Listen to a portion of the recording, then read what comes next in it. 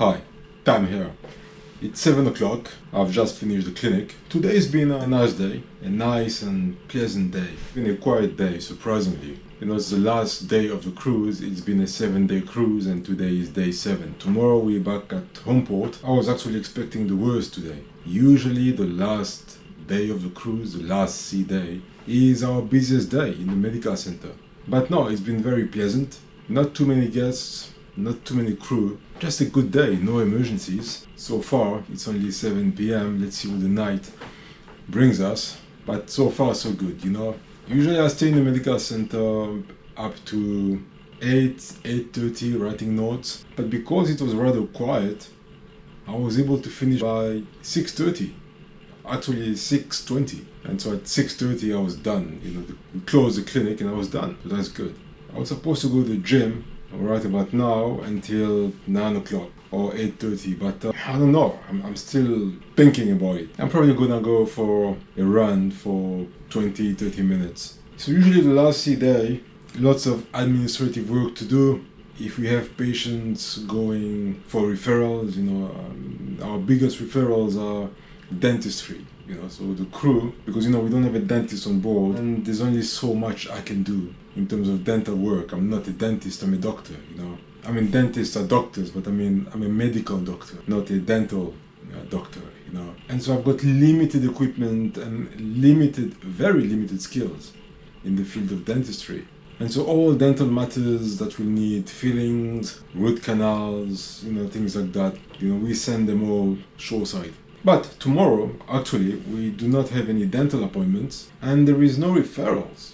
It's going to be the first time for the last 2 months that I've been here that there are 0 referrals, which helps a lot because it should be an easy embarkation day because crew will not be coming back from their referrals. Tomorrow the clinic opens in the morning from 7 a.m. so it's an early start.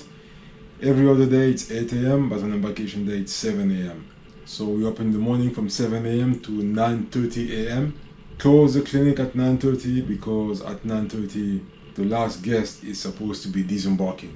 But truly speaking, the last guest leaves around 10 o'clock. But we keep the medical center open first of all because there are crew members, and then because some guests might need medical attention before they go home tomorrow. Some are gonna be disembarking and fly to other destinations. In fact, most people will be leaving San Juan tomorrow and fly back to continental USA. Some will fly to Europe.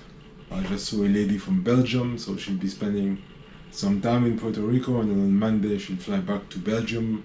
And so people like to be sorted out before leaving the ship. And so if there's anything nagging, any suspicious of a respiratory tract infection coming or anything at all, maybe an abscess or anything, they want to be sorted out on the ship by the ship doctor, so that for the rest of their vacation time they don't have to go see a doctor somewhere in a place that they don't know on vacation, and you don't have to go through the hassle of going to a hospital. And they prefer just they've been on this cruise for 7 days.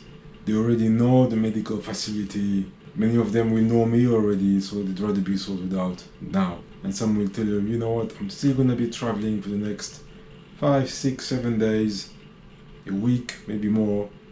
And I just want to have, just in case, this type of painkillers, because I know that, on land I'm going to need a prescription for it. And I'm just wondering if I need an antibiotic because, my throat's been bothering me.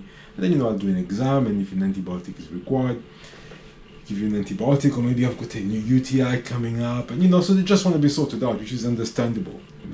Now you might be wondering, seeing me, how come I'm wearing a white coat today? Sometimes I'm wearing a uniform, sometimes scrubs. So yeah, we've got 3 types of uniforms for doctors. The most common one is the officer's uniform. The white shirt with the epaulets and stripes.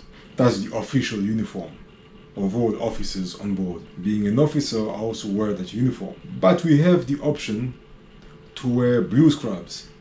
So navy blue scrubs, those are issued by the cruise line. But actually the ones issued by the cruise lines were not fitting me perfectly. They only had one size for men and I wanted a different size. So I bought these on Amazon I made sure that it was the exact fit that the cruise line is using. So the cruise line is using Figs. Figs is very good quality scrubs. So I got the name of my scrubs, and I bought the exact same Figs, but in a better size, a more fitting size for me. And then the third approved uniform is the white coat. So you can wear the scrubs, pants and tops, or you can wear a white coat over your scrubs. I like wearing this, my white coat. It's a Figs white coat as well. I like wearing it because it's comfy, it's warm. It's a bit like wearing a comfy sweater, you know. Sometimes it gets a little bit cold with the air conditioning, so this is just very comfortable.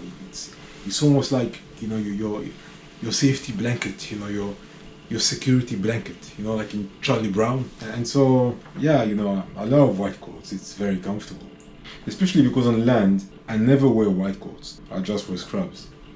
Now, when I go to dinner or lunch in the office's mess, we're not allowed to go in the office's mess in scrubs or with a white coat.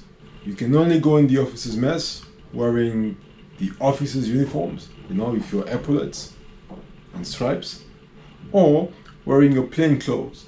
Plain clothes, but you know, no flops, no sandals, you know, no Crocs, no vests, no tank top. You know, it has to be casual, but I don't want to say business casual, but you know, like pants and a t-shirt and closed shoes, that's fine. So these are the two options in the office's mess.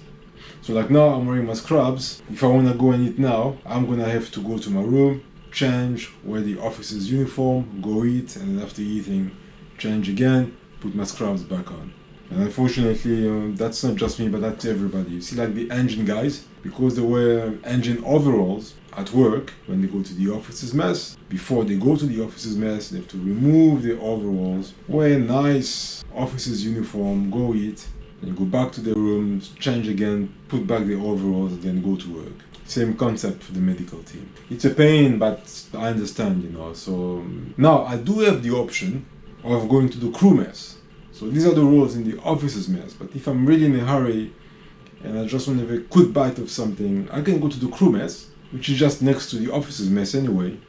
And there, you know, you can go in scrubs, you can go in your engine overalls, you know, you can go in shorts, in tank top, in sandals, Crocs, you know, it doesn't matter, you know. People are going there in flip-flops, although it's not advisable because, you know, they want you to wear safety shoes all the time. So you can wear your own shoes, but it has to be slip resistant, right? Oh, and by the way, you're not allowed to wear gym clothes, you know, so you cannot go to the gym and then go to eat in the office's mess. So yeah, so these are the rules that are applied on most cruise lines, actually, you know. Tomorrow I'm not gonna be able to leave the ship because my colleague, doctor number 2, is on call tonight. The doctor that does the night before embarkation, before, you know, we arrive at our home port, that doctor is free in the morning. So doctor number 2 is on call right now.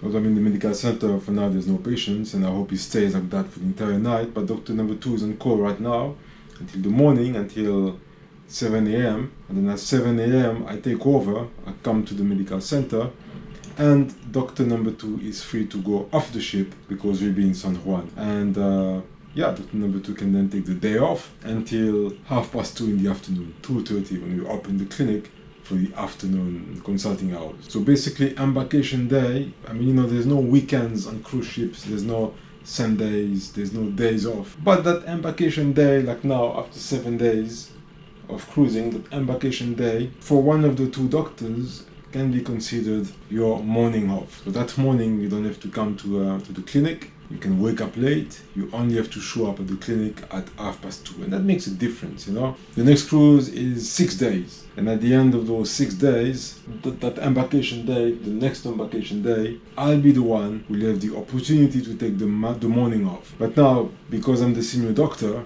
I will never have the morning off. It's embarkation day. There will be some stuff to do. There will be some technicians coming on board, calibrating some equipment. There will be some deliveries, some supplies, some medications. Probably I might have a call with Shoreside. There will be some admin stuff on board to sort out, and possibly Shoreside as well. We will have a Zoom call with all the senior doctors at 12 o'clock. So at 12 o'clock I'll have to be on board anyway. So, for the senior doctor, it's a different life. It's not like, you can take, the morning off. It works well for doctor number 2, because doctor number 2 does not have all these administrative responsibilities. So maybe the advantage of being doctor number 2 or being the ship doctor as opposed to the senior doctor is that, yes, your grade is, you're one grade lower, but in terms of peace of mind, you have that peace of mind because everything falls on me. All the bureaucracy, the red tape, the admin work, it all falls on me.